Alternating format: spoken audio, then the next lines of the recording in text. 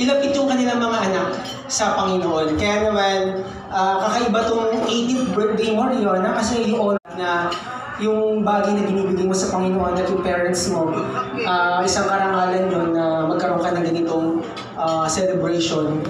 Ang iyong whoever hears the sayings of mine and does them, I will liken him to wise man who built his house on the rock. And the rain descended, the floods came, and the winds blew and beat on that house, and it did not fall, for it was founded on the rock.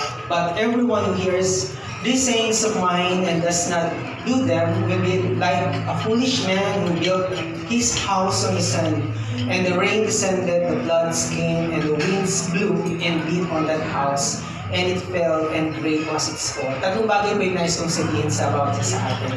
Kasi binasa ko ang passage, makikita natin na kung tayo magtatayo ng isang bahay, kailangan po natin ng knowledge. Diba? Nakita natin yung mga buildings dyan sa labas na naglalaki yung mga gusali. Bago po natayo yan, merong blueprint. Pero bago nagkaroon ng blueprint, yung tao na nagkaroon mo na siya ng word, kailangan natin isama si Lord. Diba? So, lalo na, sa maraming bagay, involve natin si Lord sa mga parents, lalo sa mga parents. And then, guys, kung encourage about isa na, build yourself on the living Word.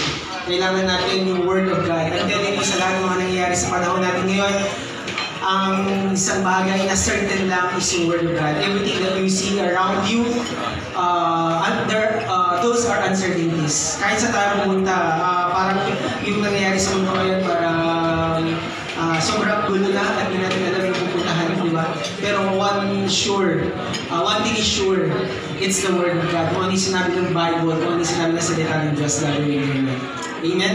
So third thing na gusto ko pong sabihin sa bawat sa atin is choose God's plan. Okay, marami tayong mga plano, yung mga parents natin, yung mga plano sa atin. Tama po ba?